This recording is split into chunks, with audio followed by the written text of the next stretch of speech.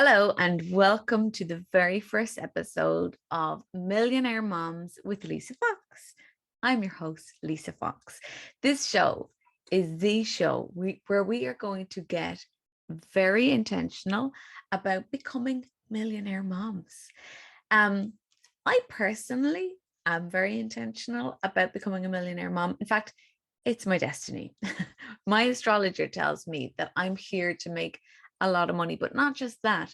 I'm also here to teach others how to do exactly the same thing. I take my destiny very seriously. So this show is my way of bringing you along with me on the path to our mutual destination of being millionaire moms. So each week, I'm going to bring you the research, I'm going to bring you the experiences, I'm going to bring you the millionaire stories, lessons, patterns, and mindset that will help you become a millionaire mom too. And each month, I'm going to gift you with an interview with a millionaire mom, right? So these are moms who are just simply making millions, who are just like you and me. I'm going to pick their brains. I'm going to find out their secrets, but mainly I'm just going to present you with women that you can relate to and that can really show you what's possible for you too. This month, I am very excited to introduce to you my very first guest, Gaby Abrams. Gaby is a business coach and a rapid transformational therapy practitioner. She is an expert in the subconscious mind and helps her clients to create high converting subconscious marketing.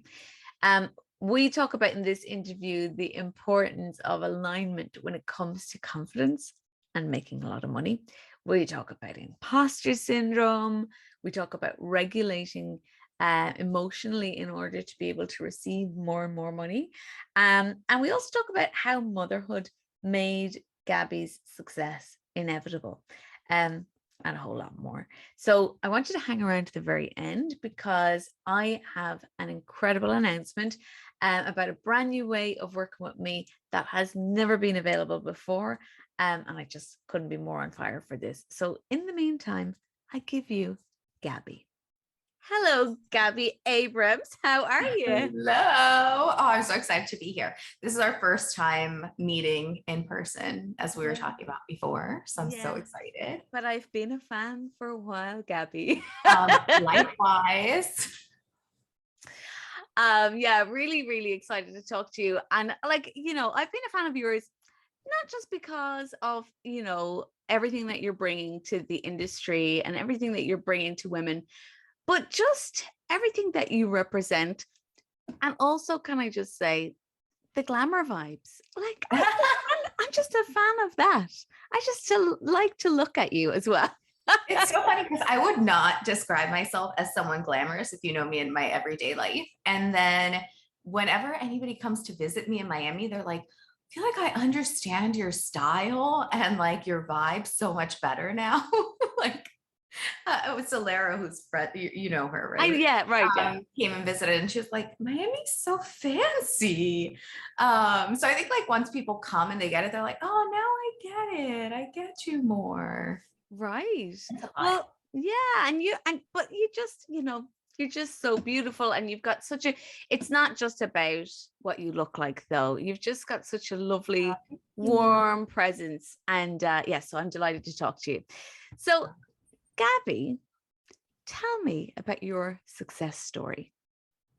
Oh, all right. So taking it way, way, way back, I was a lawyer until 2015. And then I had my son, my first son. And then everything kind of changed. And I was like, I remember thinking like, am I going to go back to work? What am I going to do? And I just kind of, everything felt like it was really up in the air. And what I ended up doing was like inadvertently starting my first business. I did not necessarily plan it that way, but I started listing stuff on Etsy and creating stationery, designing stuff. And then it turned into a design business that I ran for 5 years. And it was pretty successful. You know, it was a 6-figure business. And then I really couldn't get like past that income ceiling of the 6 figures. I felt like I was like capped at like $150,000 a year. And no matter what, I wasn't making more. And to make more, I felt like I would have to work so hard. And I ended up discovering rapid transformational therapy. Right. I had a session myself, and it was like mind blowing for me. I loved it. And I had spent, you know, these like 5 years as an entrepreneur, really understanding how hard it is on so many levels, you know, subconsciously and mindset wise. And it's really frustrating because if you're not pushing yourself or doing the things, nobody's going to do them for you when you're an entrepreneur, right? And if you're not doing the things, then you're not making any money. So it's like you have no business, right? So it's like it all really comes down to you and your mindset and your subconscious beliefs and what you think is possible for you. And so I ended up getting certified in rapid transformational therapy and transitioning into business coaching to help entrepreneurs with what I had kind of realized, you know, spending 5 years running my own business. And so that was in 2020.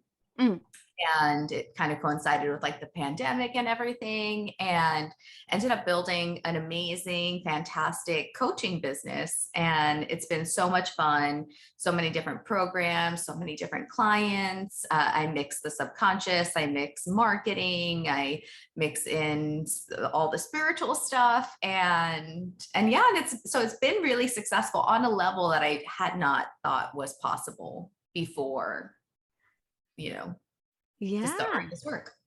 And so, but I'm interested in the sort of, you know, the accidental business. Well, I mean, also not just because it was, I know it wasn't accidental, but you know, like, no, it was accidental. That was the perfect word. But it was very successful for an accidental business. Yeah.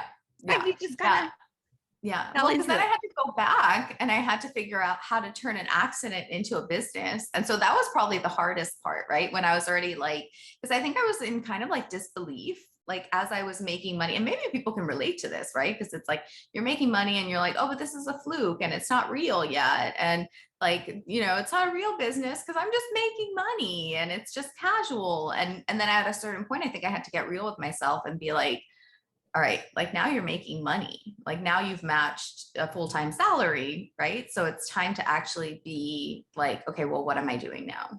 And at that point, I think I just made the decision like, okay, I guess now I'm a business owner, and had to go through like made an LLC and separate bank account, business credit card, right? All the things that they're like, you know, kind of insignificant, but they're so representative of what is the bigger dream and the bigger goal.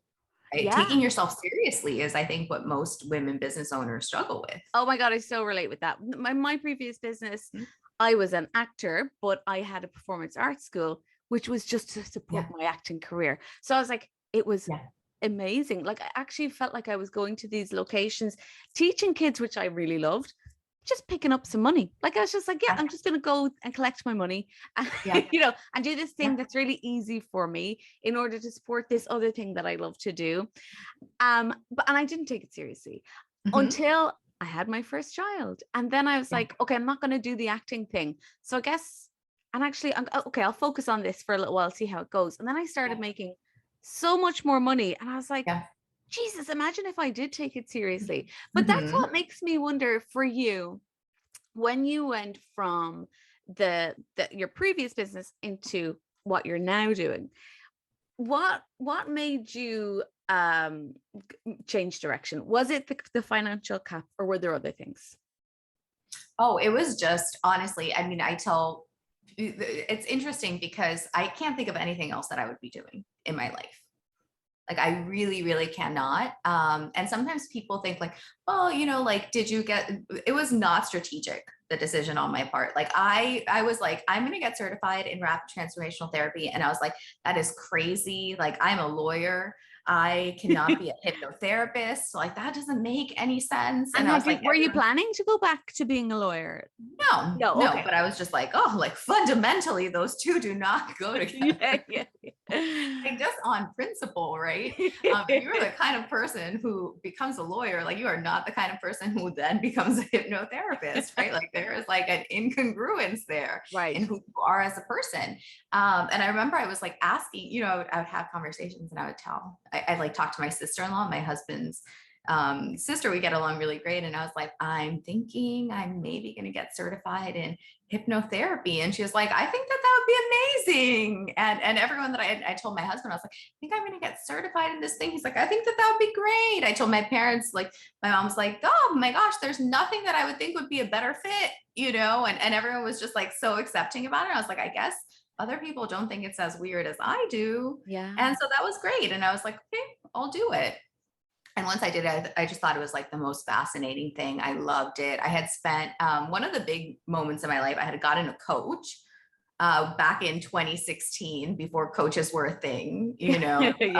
I always tell people back when people had to convince you that you needed a coach, not like had to convince you that they were the coach that you needed, right? So she was like a branding, life coach, feminist, brain-based, like everything. All the things, right? But it was amazing. And what I really learned was like how the brain works, right? Like the neuroscience of why we don't do the things that we want to be doing, why when we do them, we still feel not great, you know, all of these things. And so I love that. So I love that aspect of my certification also, where it was like really learning about it on an even deeper level.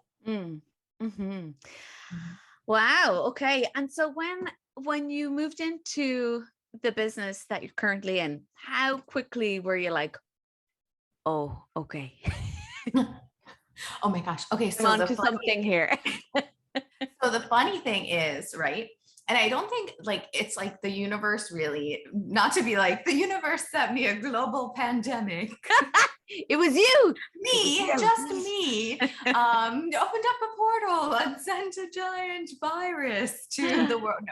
No. But right, like I don't think that this would have happened without COVID, because what actually happened, pivoting is like the hardest thing, you know, because you pivoted out of your business too, right? And it's so hard because it's like, when do I let go of that thing that's pretty successful? And so when I first made the decision to get certified in RTT, the pandemic had not started. It was January of 2020. And I remember I signed up and I was like, okay, like I'm going to do this class. It was very easy to finish because I was designing. So I would just sit there and watch the videos while I designed, and I had plenty of time. But I wondered, like, what am I actually going to do with this? Right? Like my business is okay. And at that point I was like already kind of like letting go of it. It was slipping, you know, it's like you're in that stage where it's like, it's not doing better. You're like, what am I doing here? But like it wasn't like so bad that I was like, okay, I need to let go of this. But then when COVID came, it like disappeared overnight because it was event stationary. Right. So it was like, just like overnight, it was like, all right, well now you have no events. So you have no sales literally from one day to the next. You know, it was like, I would have like $1,000 a day. And it was like, well, now you have $5 from someone who, you know, whatever. And I was like, right, okay, this is the perfect time to go all in on this other thing. Did you cry first? Was there any, you know what, my husband is like the most relaxed person in the whole world. And when it all started, he was like, please just promise me. He was like, please, he's like, we're going into a global pandemic. Like the only thing that I ask is like that you don't make it worse by making it about you and your business, basically. Like, please, like it's gonna be really hard, so don't make it worse for us by being like, but me and my business now. And I was like, you know what, you're right, like I'm not gonna do that, and I'm not gonna do that thing. And he was like, you know what, it's just gonna be hard, and maybe it won't be hard, like maybe it'll only be hard for a little bit, we don't know, so there's no point in worrying. And I was like, you're right. Those husbands, they gave me that pep talk. Yeah. Yeah, he like gave me that pep talk, and I was like, all right, you're right. And so it was fine. And then I ended up getting certified, finishing my certification in May. And then I just like really, really hit the ground running, and I had plenty of time. I'm right. Like I'm like a mom with 2 kids home during a pandemic. I had so much time. But they weren't little, were they? Or were they? Yes. Oh, they They were were. so little. Noah was a year old. Oh, Yeah. Gabby. Noah was a year old, and Levi was like 4 or 5. So yes, they were very, very little. So there was not a lot of time, How but did you get anything done? like I would like schedule sessions and then tell my husband like, okay, like it was really like a really good time for us because I think one of the hardest things as like a working mom, you probably understand, is like asking for support, Yeah. from our partners, especially when they're working too. Yeah. But like we this is a fucking skill that we gotta get a hold of. Yes. And Mm-hmm. I feel like I've gotten a better hold of it. Yeah. But Jesus, it's not like it doesn't feel natural at all. No, it Yeah. does not feel natural at all, at all. And I think that that was like the best gift of the pandemic, was that my husband's job slowed down so much too, because they weren't in person. He's a lawyer. There were like no trials going on. So it was like so much more lax. So I really got to like, he got to step up in a way that he like normally is not able to. And I got to lean on him in a way that I was normally not used to doing. And so it was really, really great. It just worked out really well. Like I'd be like, okay, like he'll be like, I'll take the kids out for the day. We'll go to like a state park, and I would just do sessions like Yeah. while he was gone. And so it all really worked out, and it was really ended up being great for our relationship, Oh, yeah. Yeah. Yeah, it was similar for us. Yeah. Cause when we're like running on that like autopilot, not asking for help, it's so much easier when I do it myself. It's not easier. Gabby, it's not easier. And I tell you something, like your relationship gets a lot sexier when it's a Yes. partnership. Yes. It Yes. really does. It's like, oh my Yes. God, I fancied the shit out of him. Yes. And he fancies Yes. you more too, because Mhm. you're Yes. not as Yeah. frazzled and Yes. resentful and Mhm. all that other shit. Oh yeah, it's Yes. much better. Much better. Yes. Yeah. And it's But like remembering who we were, yeah, and who we are. yeah, and Yeah. what it was supposed to be, I think, and Mhm. and sometimes it doesn't turn out to be what it's supposed to be, not because of the men as such, but because Mhm. we feel like we just have to take everything over and Yeah. handle everything and then Yeah. some. Tell me about your very first, what would you call a big month in business? Like, what's a big month Okay. for you? So my first, it's funny because my first big month. So I would say that like I had been having in my last business like 10K, 15K, right? But I had never done 20K. So 20K to me felt like a big month. Yeah. And I think that there's like a bigness to 20K, because it's like now you're making multiple 6 figures. You're a multi 6-figure business Yeah. owner. And the truth is, like, a lot of people, I think, in their lifetime will make 6 figures. Like there's a lot of different, very different things that you can do to make 6 figures, right? But I think that multi 6 figures is like really that space that like was reserved for, you're in corporate, like you've climbed the corporate ladder, you're a lawyer, you're a doctor, you're in finance, right? Yeah. So I think that there was like 20K, it was like not even something that I thought about, like I was just like, okay, like it was a new business. So I was like, I'm just gonna kind of fill up my income as fast Yeah. as possible to match what I was making in my last business. And so so I got certified in May, and then June, I was like doing one-to-one sessions. In July, I launched like my first group coaching program, Mhm. and I had my first 20K month. And I still try to go back, and I'm like, how did that, Oh like, yeah. what was the math Oh of it? yeah. And Oh it's yeah. like, there's no math, like I don't know. I have no idea, right? It was like sessions came in, and this client paid in full, and Yeah. this program, whatever. Totally. And It's what I say to like my clients all the time. It's like, you're sitting here now being coached and Mhm. you're going, but how am I going to do Yes. a 10K month or a 20K month? Like, Mhm. how can I? And what I always say is, you'll do it and then Yeah. you'll look back and you'll go, how did I do that? Yeah. It's faith.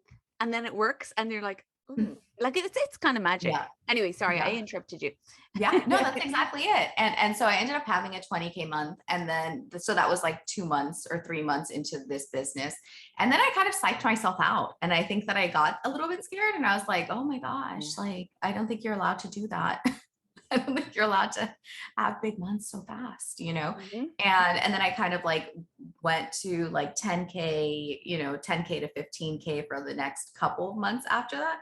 But then in January, so that was June, and then in January I had my first 30K month, and then that felt like, and honestly the thing is I think 20K, it, like, not to be like, oh, it's but it didn't feel like that much more than 10K, but like 30K was probably like what I felt was my first big month. Like that's Right. like when I first experienced, like, it felt really like overflow. Like it Mhm. felt like, oh my gosh, like there's just so, like, I felt like a deep peace once I got to that, like, which people always tell you, like, oh, it's not gonna, you always worry, right? Like, when I make more, am I just gonna be more anxious? When I make more, am I gonna feel like I need to just make more? Yeah. And I think for me, 30K was like that number that like felt very good, like on a soul level, just like, you know, you get to have like the freedom and the choices and all of the amazing things. Mm-hmm. Yeah. And then how long was it between that? So that was January. And then So you that was made, January. you did, I know you did 100K Yeah, so that that was same January. year, And right? then like, yeah, and then like 3 months later, I did, I want to say 50K. And then like 3 months after that, it was like 3 months, 3 months, 3 months. Yeah. There's I did something like to 3 months, that. and then it was like 50K, then 70K, and then September of 2021 was 100K in sales. And then I want to say like January, February was like 100K in cash. And then it's been like a little bit more collapsy, but more or less there. Yeah. Okay, beautiful. Tell me how it feels. How does it feel? You know what? Like, honestly, I think, and I'm going to tell you the truth, like nothing has felt as good as like 30K felt. Yeah. Like that to me, like, it's like once like it was like really like, it felt like it's like your cup is filled, Yeah. and it's like, oh, like now you're like in overflow and everything's extra. And it's like once like the higher numbers, it was just like, there's just more extra, and there's more, like you can take a step back a little bit, and have like a little bit more freedom. Like I don't feel like I always have to be doing, at this point, because I'm like, okay, like it's more trust, right? That the number's just the vacuum's just gonna get filled. But with that first 30K month, I was like, I'm never gonna go, like, I just told myself, I was like, this is my new income. Energetic Yeah, this is my new minimum. energetic zero. Yeah. And so Yeah. it was like so crazy because after that, like every single month of 2021, I made at least 30K, like whether I worked or not. Like it was like recurring payments would come in, someone would sign up. Like I took all of August off and like still made 30K. And it was just like super magical. And so this year I was like, 70K is my new number, like Yeah. my new minimum, like I'm going to make 70K no matter what. And it's kind of funny, like it happens. It just happens. Like, I think your brain starts looking for the evidence that you're going to fill it. And I think that you just start showing up like, this is the new minimum, and it just works out. And do you ever feel like, okay, so I know for me, the most I've made is like 51, 52 sales at this point, right? And the first time I did it, I was like, Yeah. Yeah. and I was like, I also at the same time of feeling that exhilaration, I also was like, oh my God, next month is going to be a shit show. Like I almost decided that actually, Yeah. because I actually sent my tarot woman a message at the beginning of April. So March was with the first 50K month. Yeah. Beginning of April, I sent her a message saying I'm blocked. And it wasn't until the end of April when I sent her another message saying I'm blocked, do a reading for me. She was like, Lisa, you decided you were blocked at the beginning of April. You're not blocked. You're just telling yourself you're blocked. And I was like, yeah, and it's true. But so that was fine. And then that was April. Then May, I had another 50K month. Mm-hmm. But when I had the second 50K month, I was like, I don't know. I felt there was not deflated. Yeah. But like definitely anticlimactic. Mhm. I wanted it to be the same buzz, you know. Mhm. I also like I also sort of made big plans for it and rewarded myself and did all that kind of stuff. But I don't know, there was just something that wasn't there for me the second time. Yeah. Yeah. Have you ever gotten that? Um, oh yeah, of Mm. course. Because it's well, the first one, and I always say, like, okay, so it's funny because for me, I'm super excitable. I'm a very excitable person. I think we're really similar in that We sense. Like are. we're like, oh my God, how did this happen? And well, because you're an actress. I never really like acted, but I went to art school when I was young, and it was like it was like performing arts, Yeah, right? not surprised. And so like I grew up with like a very theatrical upbringing. So I think it's like, it's that. And what I learned was like, what I needed to do the most was like regulate like on the front end, Yes, like, you told me that. Yes, yes, yes. yeah. And like temper. And even though it doesn't feel as exciting, because here's what happens. And I've noticed this with my clients that are overachievers, and we get addicted to the high of like, oh, I knocked it out of the park. We get addicted to like the surprise element of it and the high that brings. Like, I can't believe I did that. Like blowing our own mind, Yeah. And I always tell them that's not something that you can recreate. That's a feeling, Okay. right? So it's like we can't chase that feeling of like, oh my gosh, because then what happens is that we wake up the next day and then we're like, oh, where did that feeling go? Mm-hmm. Now that feeling's gone. So So what does that all mean? yeah, and but what's the word you use? Regulate, advance, right? What did you say? Oh, I always say regulating on the front On end, the front end. like So when it's like very, like, it's like allowing yourself to have that excitement to anchor it in and also to detach. Right. And be like, okay, like that's great. It doesn't mean anything, it's just money. And at first that felt so dulling. And I was like, I hate that because I want that high and that excitement. But I think it's like a relationship, like when yeah, you're in a relationship and it's like the highs and everything. And then then you come to appreciate like how nice it is to have constancy and dependability and to yeah, enjoy the day-to-day life and like let that love grow like on a deeper level that doesn't need to be like constant shows of affection and all these things. And I think it's the same with our business. And there's like this yeah. beauty in like starting to see it as something that you can really depend on, something that's there for you, that you're there for it, that is not there to like entertain you, right? Or Yeah, it's not going to fight be that the you. honeymoon thing for the Mhm. whole relationship. Yeah. But I'm really interested in a very practical way, Mhm. what exactly the things that you do to regulate on the Yeah. front end. Yeah. So when we're really talking about like nervous system regulation. Yeah. And then what I also find is that it's like, it's to me, it's like a heart thing too, Mm-hmm. because I think that we take in as much as we're comfortable receiving. Money is like receiving money is like receiving love, is receiving compliments, is anything. And especially with what we do, because it's like you're getting paid, but like it's not just money, right? There's a client on the other side. There's Yeah. someone who's like trusting you with their dreams. There's somebody who's believing in you and investing in you. There's so much love that goes into that, right? It almost feels like sometimes like overwhelming, Oh like yeah. when you have like 100K month, you're like, wow, like that's like a lot of money and a lot of love. So for me, what I started doing was like, because I also noticed that like when I would have like influxes and like dysregulate, or what also happened was that I would end up like closing off, and then I wasn't like the best coach. I wasn't the best like leader, right? It would take me a little while to get back on track. So I started doing this thing when I had my first like 100K sales month. I like just sat there and I like just took deep breaths. And then I just like imagined my heart like opening up a little bit more to hold it more, to like hold more money and hold more love. And I just like anchored that in. And I do that now, like anytime that I'll get like a big, influx of money, like I'm just like, I do that. Like I'll just like hand to heart, sit, deep breaths, regulate the nervous system, like anchor it in, not just like celebrate it, right? Or anchor with the celebration, but also like anchor it on a nervous system, heart level. And that's really, really helped a lot. Beautiful. Okay, thank you so Mhm. much for that. Gabby, tell me about your confidence. Oh my God. Okay. So it's so interesting to me because I would say that I had always thought of myself as like a super, super confident person. But I think like coaching requires like a different level of confidence. Mm-hmm.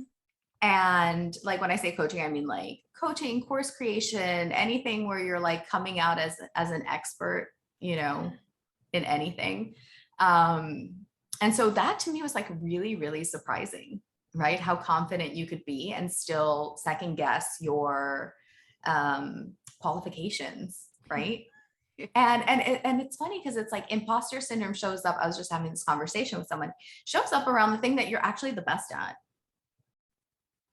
and that you think you're the most confident at. That's like what is going to be your biggest like Achilles heel in like, so if you're amazing at business, you're going to have imposter syndrome over whether you can be a business coach. You know, if you're amazing at healing, you're going to have imposter syndrome around the spiritual side, right? It's like all of the, it's so interesting. Yeah, that is really interesting. Well, like, Yeah. so, I would consider myself, or maybe it's not that I consider myself a confident person. I mean, I am. Mhm. But when I was a child, when I was a teenager, I was the least confident person. I thought everybody was better than me. Like, Mhm. and it's I can not like so relate. confidence. Yeah. Confidence isn't about that, obviously Mhm. it's not about like where you are in a Yeah. pecking order of like, how good you are or how talented you are, or whatever. It's literally just yourself to yourself. Yeah. How do you feel, Mhm. but I think that what for me, what it always was this like, yeah, it was this constant comparison to Mhm. other people, Yeah. whether or not, and even if there was no comparison, I would still Mhm. kind of just assume, yeah, they're just better. They're just better. Yeah. Yeah. It's just the way it is. And Yeah. so for me, like I I started to notice as a young adult, only then I started noticing this confidence thing. The people who seem to have it seem to do really well, whether or not they're talented. Like I got my Yeah. knickers in a knot so many times when I would do better in tests or Yeah. do better at like, as a Yeah. musician or like, do better performances, whatever. And yet other people would succeed ahead of me. And Mhm. I started to see, oh my God, it's confidence. So I got really, really fascinated with the confidence thing and really Yeah. started to look at that link between confidence and success. Mhm. I think it's so complex. And I think even no matter how confident you are, there's always a part of all of us that has this thing where it's like, but can I really do it? And no Yeah. matter how much you succeed, no matter Yes. how far you get, there's Yeah. always that little, Yeah. especially Yeah. for women, that Yeah. Yeah. little niggling voice is like, so how do you deal with that? Like, what's your, I think for me, honestly, it's so funny because for me, the thing that probably rocked my confidence the most ever in my life was being in college and being a science major. Like I was always somebody who like I had done so well academically, and then I started and I was always like, I like to do the hard thing, like I was like, oh, I can go to college and whatever. And I was like, I actually always really liked science, but I was like, oh, it's so hard. And that means that it's better. yeah, If it's harder, that means it's better. And so I was like, okay, like I'm going to be a science major because I love a challenge. And then I got there and I was like, shit, like, wow, like this is really hard. It was like, I felt like my husband's like, oh, well, you took calculus. I'm like, I took 2 years of calculus. And it's like the equivalent of like, if I had taken 2 years of Chinese and I could not say hello. Like that is how I feel about like I have no, like I'm just like I have no idea. It was like a language that I did not speak, yeah, and I like the still get chemistry, that. and then seeing people around, right, who were so in their element, where it was like it was just like they just got it, Literal. Yeah, yeah, like yeah. they like. I remember I had a friend I could call and be like, "What's like this calculus thing?" I'd be like, "There's an X and a whatever over," and they were like, "Oh, it's this," and I was like, "How can you do just calculus in your head over the phone?" It was so perplexing to me. And so that to me was like probably like the biggest confidence rocker. Like I was like, oh my gosh, to do something. I think it was like my first time really being like out of alignment, like deeply and profoundly out of alignment, Yeah. Yeah. and just being like, why am I doing this? And then being like, well, now I'm stuck. Now I signed up for this and now I'm going to do this. And Oh, just yeah. realizing like probably like year one that I did not want to be a doctor. And so I was like, so why am I still doing pre-med? And it was like, I had to like prove something to myself. That to me was like probably the hardest thing. And I think that I still had so much doubt over it, like over that decision. Cause like even recently, right, where it was like a lot of what I had to let go of was like feeling like I had like quit on being a doctor, and I think I just had to come to terms of like, no, that wasn't my path. Yeah. That's not Yeah. what I was here to do. Yeah. And like seeing like that it's like all worked out, right? And being like, now I get to do it this way and I get to be myself and I get to have success and I get to use my brain and I get to do all of these things in this like really creative, expansive way. Yeah. And it's like one of those things like it worked out. But I think that there were definitely periods, especially when I think feeling, because it's that confidence thing, right? And I think like anytime that you're feeling like you're settling, it's a confidence thing. Yeah. Yes. It's like it's Oh, you yeah. telling yourself that you're like not worthy of not settling. That's right. And Yeah. it's like we settle so much all the time, like whether it's like talking about these big income months, whether it's like, oh my gosh, okay, 50K, well next month like I'm gonna have to settle for less because that's just how things are, like I can't Confidence. have the Yeah. good thing all the time. Yeah. And it's like maybe you can. Yeah, exactly. And the Yeah. thing that I find with confidence and that I teach about confidence is really, really is a muscle. And Mhm. sometimes the best thing for your confidence Yeah. is a fucking knock, right? Yes. Because when you have that huge knock, like what you Yeah. had, and you come back from it, and Yes. you manage to like get yourself back into Yeah. alignment, even if there are some wounds there where you're like, I don't really Yeah. fully get what happened there, but I'm gonna fucking I'm gonna go What ahead was and that? I was yeah. like, we're just gonna go to law school and pretend like that never happened. But when you do that, you can never be knocked like that Yeah. again. You really Mhm. can't, You especially if cannot. you bring yourself out of that, Yeah. right? Yes. Yeah. And it is actually ultimately very, very empowering to and Yeah. that's what I tell people all the time. It's like when they're going through a confidence crisis, I'm like, this is the best thing The ever. best. This The will best. define you. If The you can best. manage to keep going, and if you Mm, can manage to just like what you're saying, it's like just keep coming back to what do I want? What do I want? mhm. What do I want? What will make Yeah. me happy? Yeah. Then you'll find your confidence again and you'll be able to look back at that thing and go, oh, that's what happened there. Yeah. Yeah. Yeah. Yeah. Yes. Yeah. And I think like, and it's a really, first of all, when you started talking about it being a muscle, I was like, yes, it's total. Like that was what I had been thinking about. It was like, it's about your body, right? It's about like Yes. building that resiliency, like almost in your body, Totally. and like, I think so much of what we do is like based on external validation, Mm, right? Like when we launch, it's like, oh, are people going to buy? When we coach, it's like, oh, am I good enough? Like, did they get results? Right.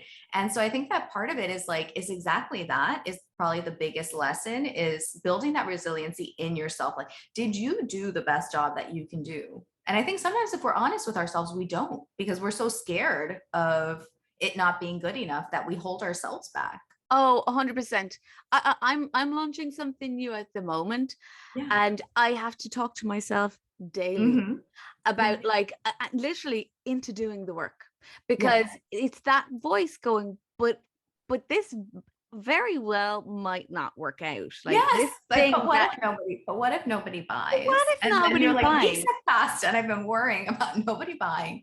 And I could have just sold it and Yeah. had people buy and been Yeah. done with this mental drama. Yeah. Yeah, exactly. So Mhm. it's always worth just having a little pen and paper beside you and just journaling for a minute, or just kind of Yes. sitting with yourself and go, okay, Yeah. get real Yes. for a minute, and just like, and then going about your business. Yeah. Yeah. But And I the think truth is, like, then you get the no and you're like, oh, well. yeah, but I think that's what confidence is. Like, Yes. there's some quote that I'm going to misquote now, but it's like confidence, or is it faith? I'm not sure which, but anyway, I think they're kind of the same thing anyway. it's knowing that like you're going to do the thing, and even if it doesn't work, you're going to be fine, Mhm. you Yeah. know, because you can only give it your best when you're assuming that it's going to go well, and Yeah. when you're giving it your full energy. Yes. And yeah. Yeah. So tell me this. Okay, do I want to ask you one more thing before I go into my next question? I don't want to miss anything. So juicy. Um, well, actually, before I go into my last question, I listened to your podcast. Remind me of the name of your podcast. Ready for more. Ready for more. I love it. It's new. You're Yes. only like a few episodes in. Yeah, only I'm a few addicted. episodes in. I'm addicted. It's amazing. So check it out, Oh, guys. thank you.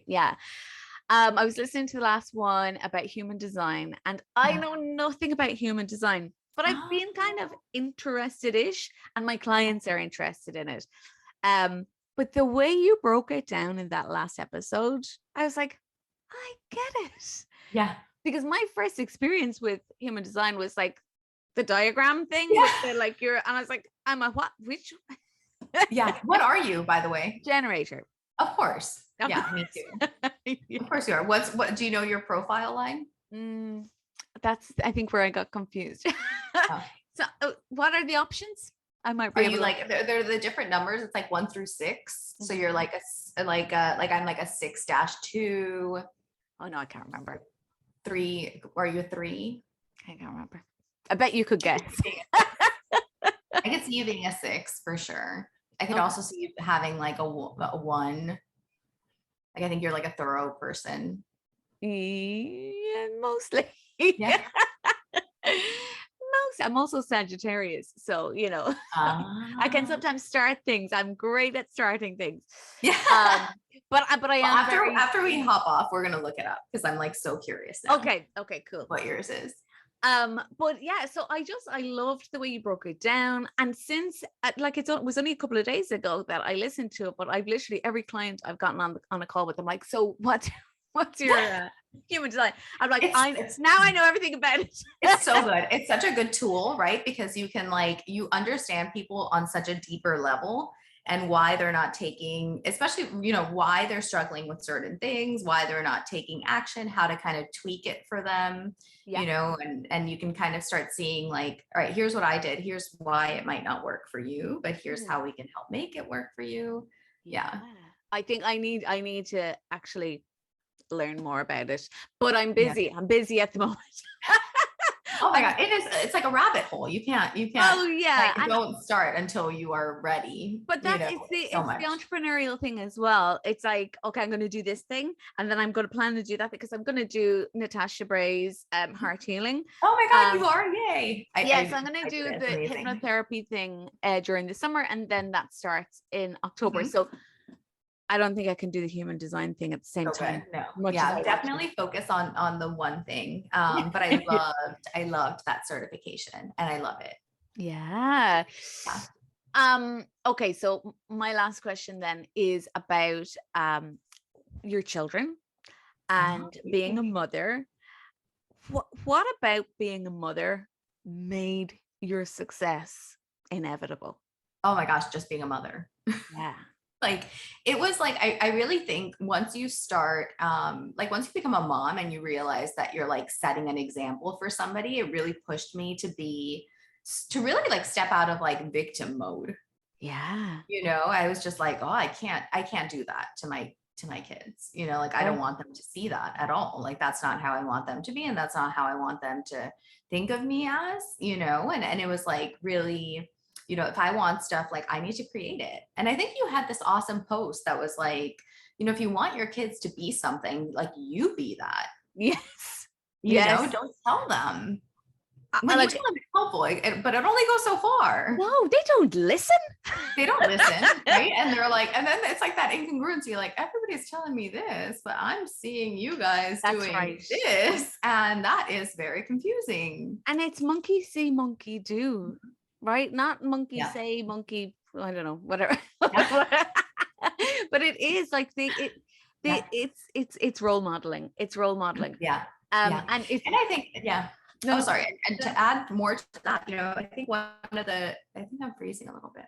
Oh, you froze just Yeah, I froze for a second there. To add a little bit more to your question too, probably one of the other really big things that it taught me was like being responsible for myself and my emotions and like my own emotional regulation. Like I think that part of the like being in like victim was like I could be like, oh, like I'm so upset today. Now I get to just be in a bad mood. Yeah. And as a mom, it's like, well, now I can't. Like Yeah. now I actually can't because like now my kids are here, it's like they're, I got to show up as like the best version of me. And so it really helped me kind of like, I would say like, and regulate and also get out of victim mode, which has been, I think, probably the best things about success, because you can achieve success like that, but you can't keep success like that. That's right. Yeah. Yeah. Yeah. Oh, your kids are so lucky. Yeah. Gaby. I'm like, so I'm really happy, like honestly that we're like doing this and we're like, especially you have a daughter, you have one daughter. Yeah. It's a son and a daughter. Yeah. A son and a daughter, right? That's what I thought.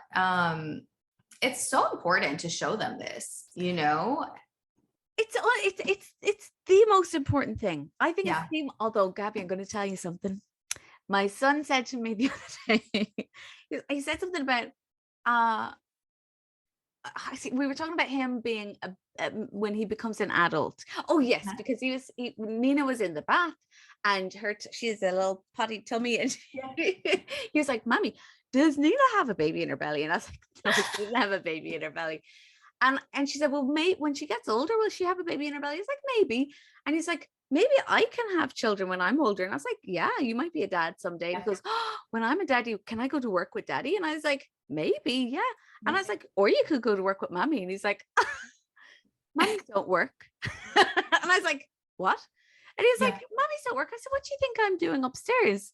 And he was like, "You're on the phone to your friends. I know you're not working." "I hear you laughing upstairs, mommy." And I was like, okay, mommy needs to leave the front door with a briefcase. Yeah. Oh my gosh. It's so funny, like what they hear. My Noah is like so confused. He's like, "When I leave, do you go to work?" And I'm like, "Yeah," because he goes to school. I'm like, "Yeah." And then he's like, "Where's your office? Can I go visit your office?" And I was like, "This is my office." And he's like, "No, but your other office." And I'm like, "There is no other office. Like, this is it. This is the office." That's so funny.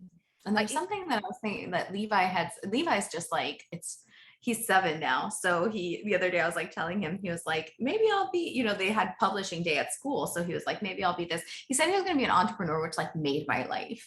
Oh, I was like, oh my gosh, my life validated. is made. I feel so validated. And then I told him, I was like, maybe you'll be a coach like mom. And he was like, no, thanks. Like, I would rather be a millionaire or a billionaire. I was like, okay, all right, fair enough. I am a millionaire.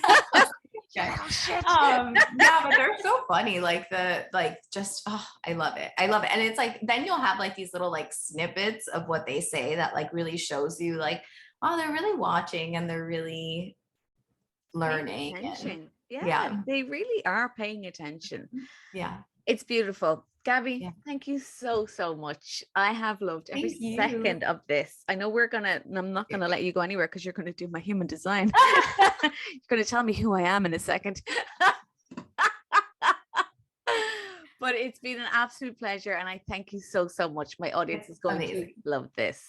Oh, I'm so excited. Well, I hope you enjoyed that episode just as much as me and Gabby, although I think that was pretty difficult. We enjoyed the shit out of it. As promised, I wanted to come back and make a big announcement. I am so jazzed to tell you that I am now enrolling for my brand new mastermind. So this is for you if you're already making between 2 and 5K in your coaching business and you're ready to create, but not just create, but really anchor in those 5K months so that they never feel like a fluke. This is for you if you're ready to step into full alignment with your business, full alignment with your ambitions and what you've been put on this earth to do. This mastermind is for you if you're ready to play big, to not settle anymore, and to bring your full fierce self to the table and really make your mark in this industry. My mastermind is called Lioness Mastermind, of course. It's a 6-month high level mastermind for coaches specifically, starting in September 2022. You'll find the link below, and you'll just be able to see all the information in there, and you'll be able to book a call with me so that I can hear the exact volume of your roar, and so that we can decide together whether this mastermind is the very best thing to get you to the next stage of becoming a millionaire mom. Bye for now.